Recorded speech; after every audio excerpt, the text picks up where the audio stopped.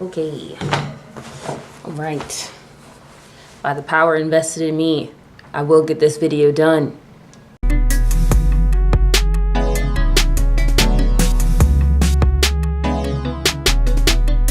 Hello everybody, today we're not going to talk about how bad the quality of this camera is, but instead we're just going to move on to the topic at hand. I ordered a new charger, but it wasn't the right one, so anyway. So something that I noticed as an artist in the community of art and artisticness, something I've noticed is that we as artists tend to face a lot of vulnerabilities that we don't share with each other, which I find kind of weird because art is what it is. There's a lot of vulnerabilities that we don't talk about, such as financial stress or emotional stress, or depending upon the kind of art that you do, physical stress. And we tend to not talk about these things because we want to appear to be more well off than we actually are, or appear to not be as vulnerable a situation as we actually are. Talking about these vulnerabilities is really important because if you describe yourself and label yourself as an artist, then you're going to feel these things. Sometimes you may feel like you're in the position where you're not really in a financial state to create the way that you want to, or you're not in an emotional state to create the way you want to, or maybe your body just really is not giving you the kind of things that you needed to keep creating. And sometimes you take those situations with you when a client, somebody who wants to get work done from you, is asking you to do vulnerabilities for them. Not addressing your vulnerabilities. Not addressing your vulnerabilities. Not addressing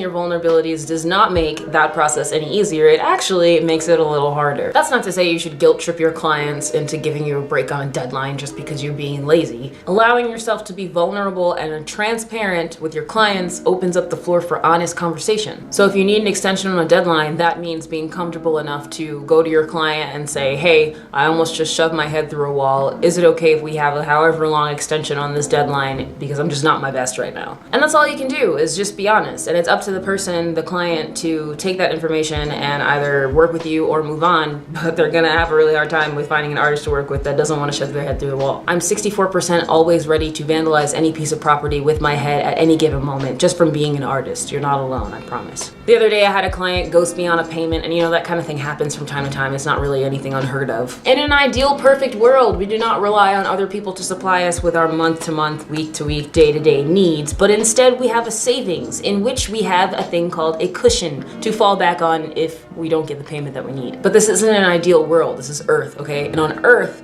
that isn't realistically always feasible for people who are artists, or people who are bad at money management, or people who are both, like me. Sometimes you're relying on payments that people said that they would give to you, even if you don't want to admit that you are. Sometimes you're disappointed and take it emotionally hard when things fall through, but you just don't want to admit that you're feeling that way. And though here on Earth we are not perfect, it's important to not get too hard on yourself, because the chances are that your client is going through the same shit too. It's even more important to talk to other artists about how you feel and find sort of an artistic support system, which we are out here. It just takes a little bit of sifting through to find any sort of support system. I want more people to feel like they can be vulnerable, but I especially want that for artists because art is the vault of vulnerability. It's the root of rawness, the source of sobriety, the core of connection. And we owe it to ourselves and our work and potential future clients and Earth to be transparent and real about our struggles, because they are very, very valid and they really matter, and we as artists really matter so much more than the man wants us to think. We all know who the man is. And on that note, here's some artistic vulnerability. Over the weekend, on Sunday evening to be exact, we held our event Create Space, and it was so incredibly beautiful. The energy in the room was indescribable. Everybody came ready to work on something and work with each other. The table came out amazing. I've never painted on a table before. I've never been placed in a situation that allowed me to paint on a table, so that was a frickin' treat for me. Just thinking about that night is filling me back up with that buzz that was in the room, that was so present in the air. We had people painting the table, people making their own art on a different table, people doing photo shoots in the corner, people making journals and stuff. It was a sight to be seen. I simply cannot wait for the next Create Space and what it has to offer, and I just wish that I rallied everybody together for a big group hug before they left, because it was so amazing. Because Create Space went so well, and because I want to keep creating for you guys, I finally decided to set up my Patreon. Finally! I found myself in a financial pocket of pus when it comes to finding the means to keep creating, because art is expensive. Don't you guys love full circle? I want to be able to keep putting together events like Create Space and keep creating for you guys, but it's kind of hard when you're not Doug Dimmadome, who, if you guys didn't know, is the rightful owner of the Dimsdale Dimmadome. So if you like my content, if you like my art, hell, if you just like me, you can support my art and my crafts on Patreon. The way I have my Patreon set up is subscription-based with monthly rewards. Right now I have it going from a $1 pledge package to a $55 pledge package. So literally, in the most literal sense, you can pledge to support my work for just $1 a month, and in return you'll get some sick-ass rewards each month. I'm making a lot of noise down here. I'm making a lot of noise. My cat's making a lot of noise, so I gotta stop and give him some attention.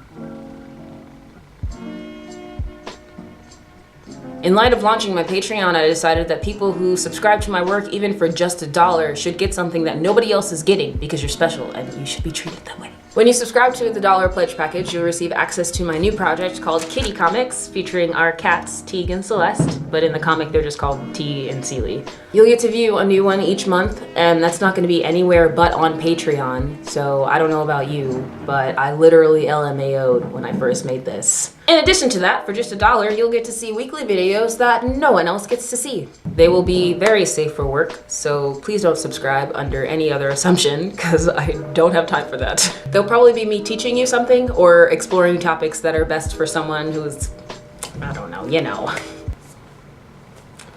And that's just for a freaking $1 a month. I'm getting so pumped just thinking about it. And then the packages go up from there, from $5 a month to $10 a month to $25 to $55. And in each package you get the previous packages stuff plus new stuff. And it's all up on my profile for you guys to see. And I'm very excited for you guys to see. It's really cool because on there you can set goals for yourself. And right now my goal is to have 50 patrons, which will allow me to create videos more than once a week and also supply me with the things that I need in order to give you guys the monthly giveaways that I was talking about. Your support on Patreon will help me continue to create content and keep putting things out there for you guys to be a part of, so I really hope you consider checking it out. The last thing, but obviously not the least thing that I want to talk about is the fact that there are 200 more of you here than there were a few days ago, and that's all thanks to one of my all-time favorite YouTubers, Taylor, aka It's Radish Time. Taylor mentioned me in a little list of small YouTubers that you guys should watch, and that led to a little pop in my numbers. I can't even begin to describe the gratitude I feel for even being on her list of recommendations, so I want to really publicly thank her,